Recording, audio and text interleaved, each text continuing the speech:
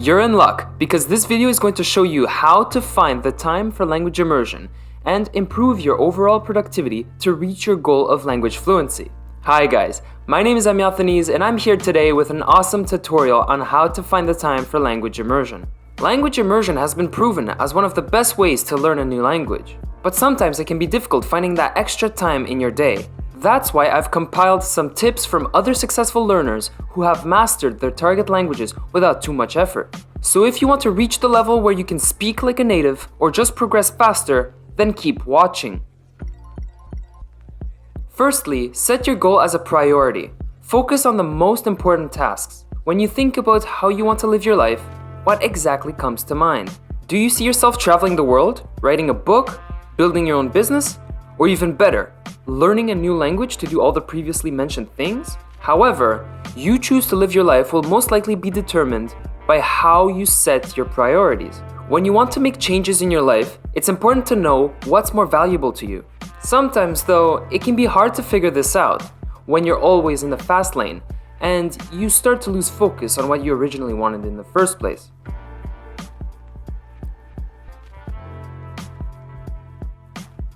Figure out what's most important to you. You need to figure out what your priorities are before you can establish them. How can you expect to succeed if you have no clue what your objectives are? Because you only have so much time and energy, you must decide what your top two priorities are at any given time. For example, one may be looking for learning a new language, while the other would be looking for learning the guitar. These are both quite demanding things that need razor-sharp attention. Therefore, my advice in this situation is to seek the option that you seem to enjoy the most first. Once you've landed one task, you may focus your hunt on other areas. Create an action plan. Now is the moment to put your ideas into action. Take a few moments to sketch out a strategy for where you want to go in the next few months or years. Align your dreams with your priorities to help you stay focused on achieving your goals. When would you like to be able to read novels in your target language? How about outputting? Only you can decide with your action plan. Secondly, designate specific time slots for tasks. Sometimes, all it takes is setting aside a certain time. You may find that if you put an actual time on your calendar for a job, you can get a lot more done in a matter of minutes. It's critical to remember to set aside time for the things that are genuinely essential to you. Get some cocktails with the girls, or watch a YouTube video in your target language. Whatever it is, if you continuously put other people's pleasure ahead of your own, you will never be satisfied. Thirdly, cultivate deep work. Here are 3 tips on increasing the likelihood of you entering the flow state to create deep work while working. Schedule deep work. Plan deep work into your schedule at a similar time every day, probably in the morning. Having a regular time to do deep work helps you make it a habit. Get bored. It sounds counterintuitive to call being bored a productive habit, but being comfortable with boredom is important. Deep work isn't always enjoyable, and boredom or frustration are what cause us to seek out distractions. Avoid using social media for entertainment as much as possible and get more comfortable doing nothing. Know your work habits. Do you work best in isolation, with periodic breaks? Are you working around a hectic schedule? You don't need to overhaul your entire schedule. Just set aside some time for deep work. Deep work is a talent that highly productive people have acquired, and you can too acquire it. Fourthly, list all of your potential distractions to clear them. Get rid of the distractions if you want to get your priorities clear. Turn off the television and toss your phone out the window. It's time to concentrate on improving your life and letting go of the clutter. Set out time on your schedule to establish your priorities, while also beginning to eliminate distractions. For example, I've discovered that I read every article in my native language that appears on my Facebook page. That has to be reduced. These kinds of distractions take up more time and cause more disruptions during the day than we think.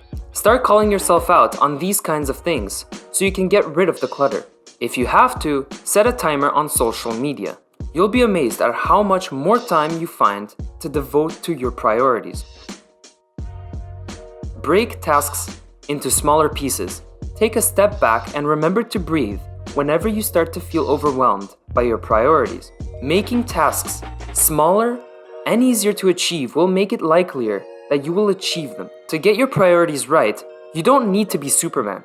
The only person you have to make happy is yourself, and the sooner you recognize that, the better. Remember that we can't accomplish everything all the time, but we can take tiny steps toward our goals and build on them.